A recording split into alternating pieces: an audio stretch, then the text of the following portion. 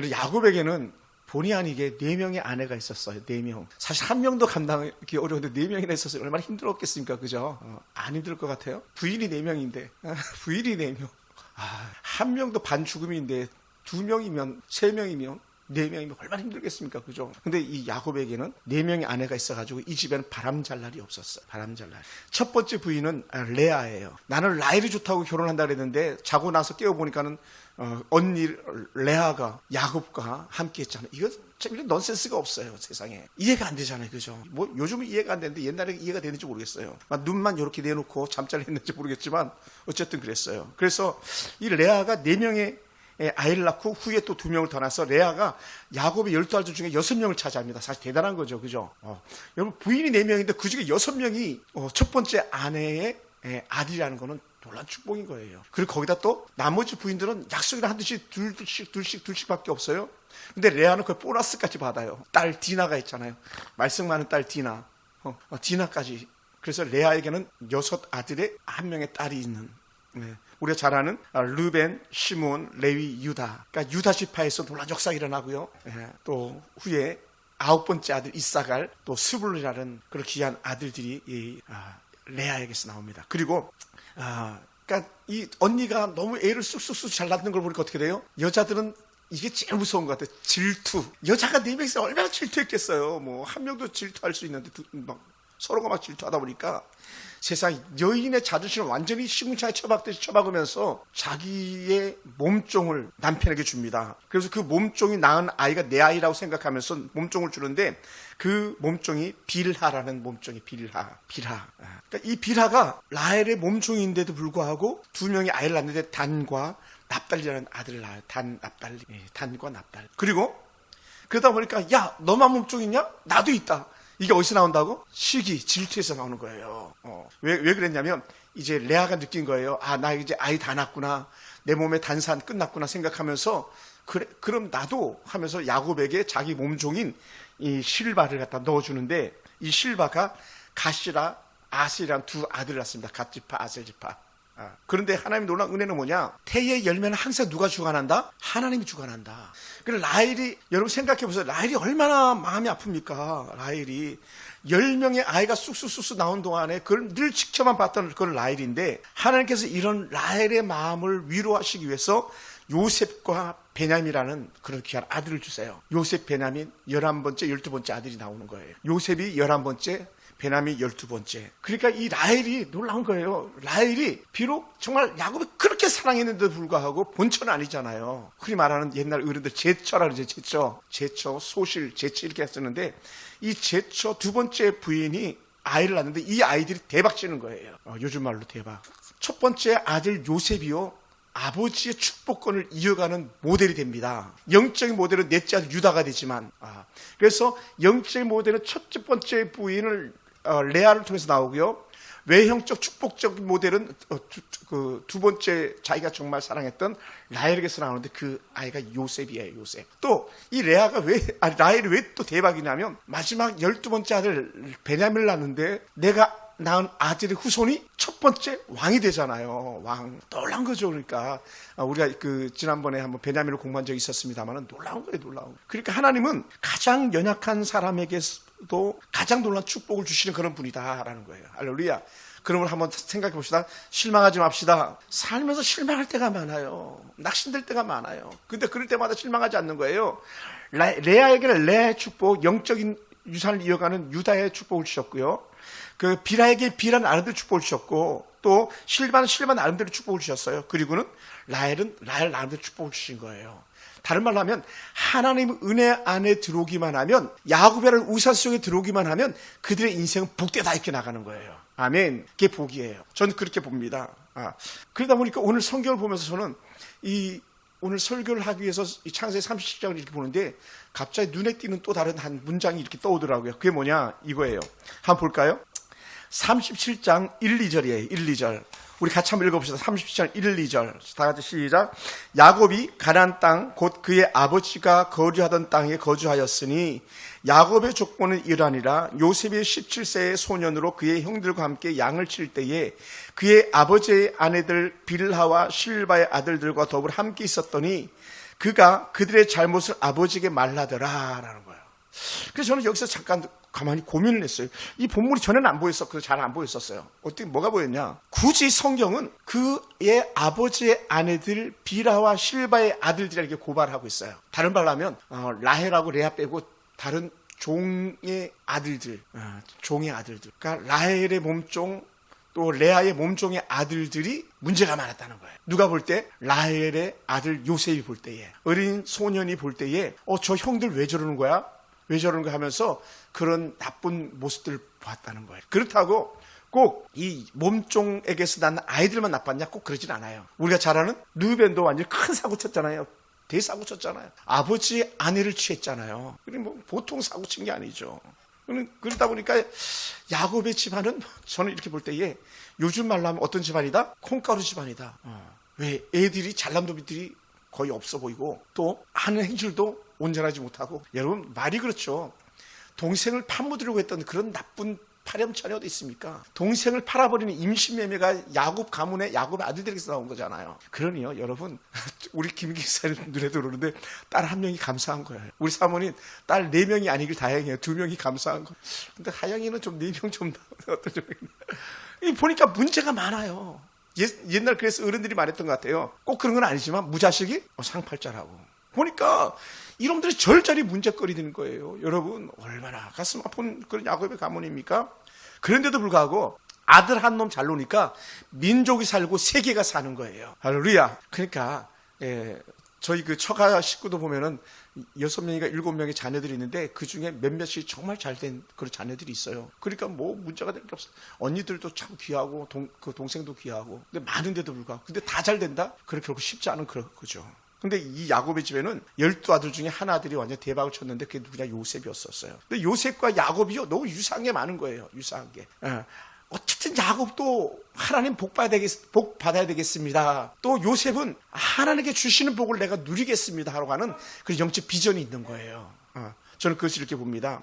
근데 다른 게 뭐냐 했을 때에 야곱은 억지로 복을 받으려고 온갖 수단과 방법을 가리지 않았어요. 근데 요셉은 아버지 야곱과 전혀 달리 하나님께서 이끌어 가시는데, 야곱은 내가 복을 받으려고 하다 보니까 온갖 고생을 다 했는데 이 요셉은 내가 하나님께서 주시는 은혜 가지고 살려고 하는데 온갖 고난을 다 당하는 거예요. 이게 큰 차이가 있더라고요. 근데 중요한 게 뭐냐?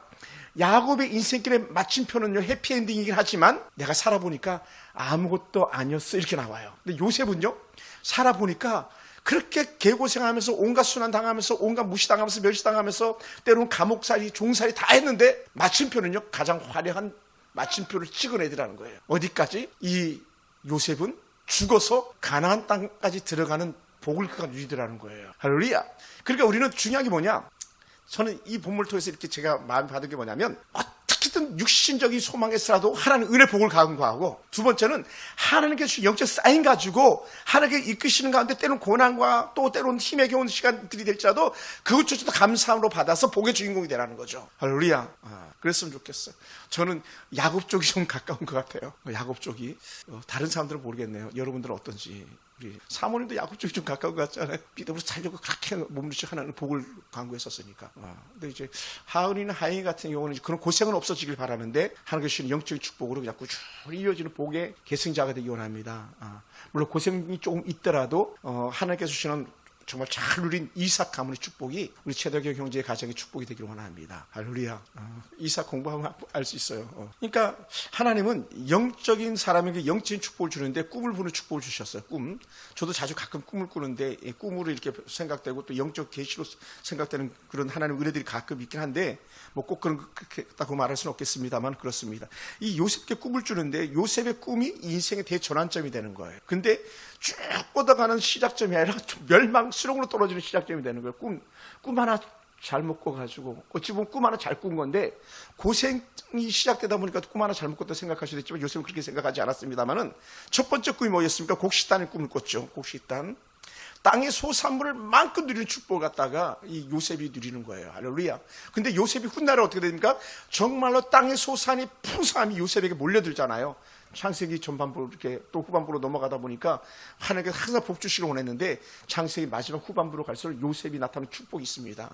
그러면서 요셉 때문에 곡식이 풍성해지는 축복이 그가 보았던 은혜 그대로예요. 그래서 수많은 사람들이 곡식단을 얻기 위해서 와서 요셉에게 절하는 역사가 나타나기도 시작하잖아요. 또 두 번째 꿈은 해와 달과 별들이 요셉을 향해서 꿈을 꾸게 되는 그런 축복이었는데, 별들이 절하고 해도 절하고 달도 절하고 이런 역사들이 일어나잖아요. 근데 여기에 놀라운 은혜가 있는 게 뭐냐면, 해와 달과 별들이 절을 했다는 것 자체는 뭐냐면, 당시에는 고대 근동에는요, 해와 달이나 별들은요, 통치자의 권세를 말하고 있습니다. 힘, 권력, 신성한 영적 질서를 말합니다. 그래서 제가 볼 때에 살아있는 하나님의 사람들이나 아이든 모든 생명체들이 사는 곳에는요, 해와 달과 별들을 다 함부로 무시할 수가 없는 거예요. 예수님의 출생도 별을 통해서 막 이렇게 사인을 주잖아요. 그런 것처럼 왜 이게 그렇게 중요했냐면, 해와 달과 별들은요, 사실은 그 하나님의 놀라운 은혜 가운데 살면 그렇지 않겠습니다만은, 하나님 은혜를 저버리고 살아가는 자연인들에게는 이게 다 신적 존재들이 돼버리고 마는 거예요. 태양신, 달신, 니나라고 하는 달신, 산에 수많은 별들신, 모든 것들이 다 신적 존재인데, 근데 그 신적 존재들조차도 누구를 향해서? 요셉을 향해서 절하는, 이건 뭐냐? 외형적 통치자의 권세를 갖다 말한다 그래요. 통치권. 그러다 보니까 어떻게 돼? 나중에 정말로 통치권의 최절정이 달하는 게 뭡니까? 야곱이 요셉 앞에 절하는 그런 신시한 역사들이 실질적으로 일어나더라는, 그걸 히브리서 기자도 노래하게 됐어. 그러면 왜 하나님께서는 이런 거창한 꿈을 갖다가 요셉에게 꾸게 하셨는가?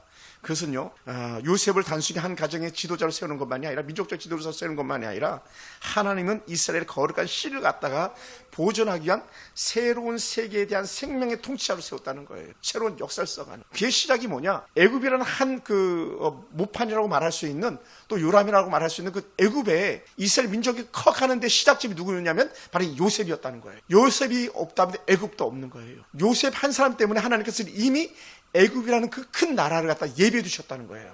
할렐루야. 그것이 하나님께서 계획하신 약속입니다. 그러니까 하나님의 강렬한 이 꿈을 통해서 하나님의 의지가 드러나는 것이죠. 그래서 애굽을 요람으로 삼는데 그 시작점이 바로 요셉이었다. 후에 70명이 200만 명이 되는 거잖아요. 70명이 200만 명. 약 400년 만에 200만 명이 늘어난다. 이거 기적적 역사죠. 놀라운. 저희 심씨 가문 해봤자 지금 대한민국의 심씨를 달고 있는 사람들이 많아봤자 27만 명, 30만 명 이 정도도 안 된다는 것 같아요. 대략적으로. 물론 최 씨는 훨씬 더 많겠지만 기밀박치니까 얼마나 많겠습니까? 근데 요셉 한 사람 때문에 200만 명의 민족적 역사들이 들어가기 시작하는 그런 축복을 갖다가 이루어지는 걸 볼 수 있습니다. 또한 가만히 보면요, 이 요셉이 꿈을 갖다가 야곱에게 말을 합니다. 또 그 얘기를 듣습니다. 그때 야곱이 하는 말이 뭐냐면, 우리 10절 한번 읽어볼까요? 10절 제가 읽겠습니다. 그가 그의 꿈을 아버지와 형들에게 말하며 아버지가 그의 그를 꾸짖고 그에게 이르되, 내가 꾼 꿈이 무엇이냐? 나와 내 어머니와 내 형들이 참으로 가서 땅에 엎드려 내게 절하겠느냐? 내 이놈, 내가 이놈 너한테 절을 한다는 이 말이 돼? 엄마가 너한테 절을 한다는 말이 돼? 아들이 부모한테 절을 하는 거지. 그렇게 말했는데 훗날에 가면 진짜로 아비가 아버지에게 절하잖아요. 근데 여기에 키는 어디 있냐면 사실은 10절이 아니라 11절을 봐야 되는 거예요. 우리 11절을 봅시다. 11절 그들의 시작. 그의 형들은 시기하되 그의 아버지는 그 말을 간직해 두었더라라는 거예요. 아멘. 할렐루야. 그러니까 여러분, 우리 자녀들이 하는 말을 갖다 우리 허투루 들으면 안 돼요. 왜? 그 자녀들이 가지고 있는 비전, 자녀들이 가지고 있는 환상들이 하나님께 이끌어 가심인 줄 우리가 알 수 있어야 된다는 거죠. 할렐루야. 그런 은혜가 우리한테 있기 원합니다. 그걸 우리가 이렇게 봤으면 좋겠어요. 그래서 그 형들은 영적으로 무기력하니까 어떻게 돼요? 정말 동생이 지금 무슨 말 하는지 헤아리지도 못했고 건방진 놈, 이걸로 나오는 거예요. 그리고 또 나쁜 짓 하는 걸 다 이루는 고자질쟁이잖아요. 그러니까 비라나 또 실바의 아이들은 얼마나 정말 속이 상했겠어요. 그 두 놈들이, 예를 들어서 그 놈들이 누굽니까? 그 단과 납달리, 또 gad과 아셀. 얘네들이 볼 때 얼마나 정말 속상했을까. 그러니까 모르게도 이놈들이 작당해가지고 야곱 죽여버리자 막 이렇게 썼을지도 몰라요. 아니 요셉 죽여버리자. 형이 먼저 말했다면 맞아 그놈 차라리 죽여버리자고, 없애버리자고. 그리고 한번 저 꿈이 어떻게 되나 한번 보자고 막 이렇게 충동질했을지 몰라. 우리가 그걸 이렇게 봅니다. 아주 흉악한 그런 일들이 일어나죠. 그런데 우리는 항상 하나님의 깊은 뜻을 헤아리는 그런 은혜가 우리 가운데 있어야 됩니다. 요셉을 하나님께서 세워가시는데, 그럼에도 불구하고 우리가 야곱을 통해서 반성해야 될 것도 있어요. 야곱, 뭐가 문제냐? 여러분, 라헬이 죽어버렸거든요. 다른 말로 하면 요셉의 엄마가 죽어버렸어요. 베냐민의 엄마가 죽어버렸어요. 그리고 어떻게 돼요? 엄마 없는 자식을 볼 때 그 아버지의 마음이 얼마나 힘들었겠습니까? 누구보다도 라헬이 아이 낳길 그래 꿈에도 사모했는데 꿈에도 사모했던 그 아내가 아이를 낳았는데 그 아이가 요셉 아닙니까? 그러니 요셉 막 입에 달고 다녔을 것 같아요. 제가 오늘 장지에 막 하는 것처럼 그렇다고 오늘 안 온 그 누굽니까? 예한이가 덜 차는 거 절대로 아니에요. 똑같아요. 그러니 남의 아이도 막 제가 이렇게 안고 오면 벌써 아기를 낳냐고 막 친구들이 얘기할 만큼 예를 들어서 쏙도 입아니요? 아니에요. 교회 아이예요. 이제 목사님들이 다 알죠. 교회 아이인 줄. 남의 아이도 저렇게 이쁜데 그렇게 막 사랑스러운 라헬이 아이를 낳는데 나는 이뻤겠냐는 거예요. 우리 하은이 태어났을 때 출단인 줄 알았잖아요. 막 너무 이뻐가지고 얘 사람 맞다고 인형 아니라고 너무 이뻐가지고 막 사람들이 막 꼬집어보고 막 그랬잖아. 그러니 이 요셉이 얼마나 정말 사랑스러웠으면 요셉만 좋은 옷을 입혔잖아요. 색동 좋은 옷을 입혔다. 흔히 우리 말로 제일 좋은 옷을 입혔던 거예요. 그럼 어떻게 돼요? 다른 11명은요 시기하고 질투할 수밖에 없죠. 내가 만약에 리스나 성도들이 올해 처음 제일 늦게 왔다고 해가지고 막 리스나 성도 이렇게 하면 시기하고 질투할 수밖에. 사실은 우리 교회를 떠났던 사람도 재작년에 그런 트러블이 약간 있었던 거예요. 새로운 이옥화 막 챙기고 그러니까 거기에 시기 질투가 일어난 그런 악한 죄의 시발점들도 있기도 한 예를 들어서. 그러니까 언제든지 악한 사단은 그런 데 막 비집고 들어오는 거예요. 그러니까 그런 게 비집고 들어오다 보니까 어떻게 돼? 결국 어디로 나갑니까? 요셉 죽여버려. 이렇게 나갔던 거죠. 따라서 시기와 질투는 죄를 짓게 합니다. 죄를 짓게 합니다. 근데 그 뿌리가 누구에게 있다? 아버지에게 있다. 요셉에게, 야곱에게 있다. 야곱이 그렇게 해서는 안 되죠. 르벤부터 끝까지 마지막 베냐민까지 똑같이 사랑해야 되는데 말은 잘해 우리 엄마들. 이놈아 10손가락 깨물어봐 안 아픈 손가락이 있나. 근데 큰 손가락은 더 크게 깨물고 둘째는 살짝 깨물고 아플까봐 예를 들어서. 그럼 누구는 더 주고 우리 장인어른 똑같아. 장인어른 아들을 더 사랑했던 것 같아. 저한테 쫙 만나자마자 막 우리 그 제일 맞상주라고 막 높이고 막 그랬거든요. 맞상주에서. 옛날 나쁜 분들 참 나빠요. 여자애들 공부도 안 가르치고 막 여자는 시집가면 끝이고 밥만 잘하면 된다고 막 얘기하고. 그게 다 편견이에요. 편견. 그래서는 안 되는 거죠. 아멘. 다 편견이. 그래서는 안 돼. 똑같이 살아야 돼요. 똑같이. 차별 없이 똑같이. 그러다 보니까 이 자네들이 올곧게 잘하지 못했던 그런 부분도 없지 않는가 생각합니다. 이런 부분을 갖다가 만약에 우리 하은이가 대학원 가가지고 나중에 박사학위 받아 논문 쓰면 좋은 논제가 될 것 같아. 엮이는 가정 속에서 자란 요셉 해가지고 기독교적 논문으로 상담하게 해서. 그러니까 시기의 형들이 눈이 멀어버린. 그래서 시기는요 타인의 복을 나의 불이익으로 만드는 독이라는 거예요. 독. 그러니까 그런 아픔이 우리한테 있어서는 안 되죠. 남들이 복 받으면 박수 쳐줘야 되는. 사촌이 잘 되면 박수 쳐줘야 되는. 옆 교회가 부흥하면 박수 쳐줘야 되는. 그런 것이 오늘 우리한테 필요하죠. 언니가 잘 되면 동생이 막 박수 쳐줘야 되고 동생이 잘 되면 언니가 박수 쳐줘야 되고 막 그게 살아가는 영적 질서거든요. 사람들은 그렇지 않다는 거죠. 그래서 시기 이런 것들은요 자신의 행복을 가로막는 최고의 장애물이라는 거예요. 장애. 그래서 시기가 들어오는 순간에 눈이 멀어버리는 거예요. 어떤 죄든지 저지를 수 있는 시기가 들어. 그러니까 칼부림이 일어나는 거죠. 그러니까 인신매매가 일어나는 거죠. 그러니까 땅에 묻어버리죠. 다 이게 시기심에서 오는. 우리나라가 이렇게 비운의 역사를 가져가는 이유 중에 하나가 뭐냐? 그 다 시기 질투에서 온 거거든요. 시기 질투. 때로는 욕심. 그걸 우리는 다 청산해야 됩니다. 만약에 르벤부터 시작해가지고 마지막 베냐민까지 하나님의 이끄심이라는 영적 안목만 조금만 있었으면요, 이 가정이 달라졌을 거라고 우리는 여겨요. 달라졌을 거라. 더 행복했을 거라고 여길 수도 있습니다. 그런데 이 하나님의 뜻을 헤아리지 못하는 영적 안목이 없기 때문에 다 함정에 빠져버리는. 그러다 보니까 어떻게 죄의 길로 나가는 그런 일들이 일어나죠. 가슴 아픈 그런 이야기일 수밖에 없습니다. 그럼에도 불구하고 오늘 우리가 읽었던 11절에 그의 형들은 시기하되 그의 아버지는 그 말을 간직해 두었더라. 여기 키가 있어요. 저 아들을 하나님께서 어떻게 이끌어 가시다 보자 제가 생각할 때 야곱이 그런 마음을 가졌던 것 같아요. 왜냐하면 야곱이 달라졌잖아요. 전에는 야곱이었는데 이스라엘로 바뀌었었잖아요. 그게 완전히 다름이죠. 다름. 불과 얼마 전까지는 그가 야곱의 삶을 살았지만 체인지된 이스라엘의 삶을 살면서 그의 안목, 그의 시선은 달라지기 시작했던 거죠. 뭘로요? 하나님을 향한 뜻을 헤아리는 데에. 그게 이제 달라진 야곱의 모습입니다. 그래서 여기서 마음에 간직하다는 그 자체가 뭐냐면 하나님께 주신 은혜 가운데서 하나님께서 어떻게 이끌어 가시는지를 지켜보는. 우리가 전방 그 휴전선 들어가 보면 망원경으로 아주 높은 파리 에펠탑처럼 그 탑을 쌓아놓고 그 위에 관측병을 두었거든요. 제가 가보니까 그런 관측병들이 있더라고요. 거기서 북한이 어떻게 행동하는지 지켜보는 거예요. 그 지켜보는 것에 대한 표현이 뭐냐면 바로 오늘 마음에 간직하였다는 이 표현입니다. 다른 말로 하면 하나님이 어떻게 요셉을 이끌어가는지 가만히 살펴보는 거예요. 쭉 살펴보는 거예요. 어떤 성도가 지금 어떻게 믿음을 생활하고 있는지 살펴보는 거예요. 그게 마음에 간직하였다 이런 표현이거든요. 제 설교가 어렵습니까? 잘 안 들립니까? 이해하시기 바랍니다. 여러분, 하나님은 영적으로 깨어있는 사람은 하나님의 말을 허투루 듣지 않는 마음에 간직하는. 근데 영적으로 어리버리하고 흐지부지하면요 맨날 죄짓는데 죄짓는. 영적으로 눈이 멀어져. 뭡니까? 이생의 정욕, 안목의 정욕, 자랑까지 쫓아가다 보니까 어떻게 돼요? 마침내 동생을 갖다 죽이는 데까지 나가는 그런 형제들의 모습이 바로 그런 모습이 아닐까 생각됩니다. 그럼에도 불구하고 우리가 꼭 다시 한번 기억해야 될 게 뭐냐? 후에 야곱이 추억하면서 기록하는 그런 고백들이 있는데 창세기 47장 31절을 보면요, 지팡이의 머리에 의지하여 하나님을 경배했다라고 그래요. 마지막 순적할 그 즈음에, 다른 말로 하면 요셉의 머리맡에서 그가 하나님을 높였다. 내 아들 요셉 주심을 감사합니다. 요셉 때문에 우리 가문이 살았습니다. 하는 이런 표현이었을 수도 있어요. 그리고는 애굽이라는 그 좋은 영적인 모판 속에 들어와가지고 거기서 불려나가는 은혜가 있었고, 거기서 고센 땅에서 하나님께서 이끄심을 갖다 볼 수 있는 10가지 재앙이 고센 땅을 피해가는 그런 역사가 갖다가 오늘 이 요셉 때문에 일어나는 좋은 축복의 시작점이 됐던 거예요. 할렐루야. 그걸 볼 수 있게 되기 원합니다. 그래서 꿈을 받은 이후에 요셉은 감옥에도 갔고, 요셉은 감옥에서 간수장도 해보고, 또 정말 왕 앞에 나가고 왕 앞에 총리로 또 쓰임 받았던 그 놀라운 은혜는 뭐냐? 그는 야곱과 약간 달랐던 점이 하나가 있다면, 어느 본문 속에서도 어디에서도 무려 성경 창세기가 50장까지 있는데 약 30%의 본문을 차지하고 있음에도 불구하고 요셉이 죄를 지은 적은 단 한 번도 없다는 거예요. 할렐루야. 요셉은 죄를 짓지 않았어요.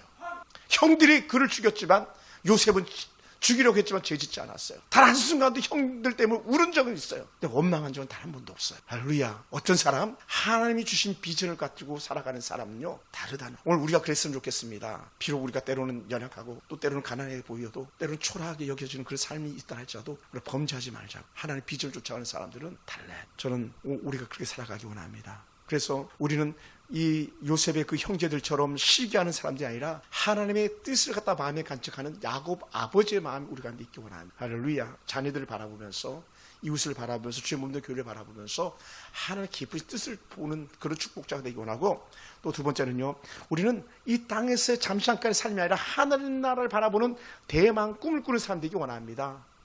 그래서 잠깐 땅에서 이루어질 것 때문에 우리는 자주 시기하고 질투하고 싸우고 죽이고 그렇게 하는데 우리가 앞장설 수도 있는데, 우리 그거 다 내려놓고 우리의 시선은 하나님을 향해서 초점 맞춰질 줄을 축원합니다. 바로 야곱이 그런 사람 아니겠습니까? 우리가 그랬으면 좋겠습니다.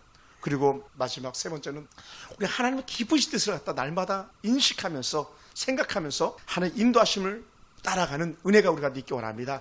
그것을 신학적 용어는 섭리라고 말합니다. 섭리. 하나님의 계획이었다. 할렐루야. 그러니까 남편은 아내를 주셨을 때에 하나님께 내게 주신 아내다, 내게 주신 남편이다라는 그런 영적 소망이 있어지기 원하고, 교회도 하나님께서 내게 주신 아름다운 교회다라고 하는 영적 소망이 있다면 우리는요 불평이나 불만할 수가 없습니다. 감사함으로 받아들일 수 있습니다. 뭐라고요? 때로는 연약해도 때로는 부족해도 우리 그 안에서 풍성한 은혜를 누릴 줄 믿습니다. 그러면 사랑하는 성도 여러분, 오늘 우리는 이 땅에 살면서 마지막 하나님께 주실 영적인 소망을 가지고 살아가는데 부족함이 없는 저와 여러분이 되기 원합니다. 그게 다름이에요. 그리고 때로는 졸려올 때는요 무릎을 꼬집는 것도 좋아요. 살을 꼬집고 깨어나서 하나님 바라보는 영적 의식, 안목이 우리가 있을 때에 우리는 뭐가 찾아오냐? 분별력이 찾아오는. 분별력. 하나님의 섭리. 제 여기 말씀 쏘는 것처럼 내가 어디로 가든지 내 하나님 여호와가 너와 함께 할 거라는 이 영적 확신이 있다면 우리는 11 아들의 삶이 아니라 단 한 명의 아들, 하나님의 뜻을 이루어가는 요셉의 삶을 살아낼 수 있을 줄 믿습니다. 저와 여러분 그렇게 되기 원합니다. 기도하겠습니다.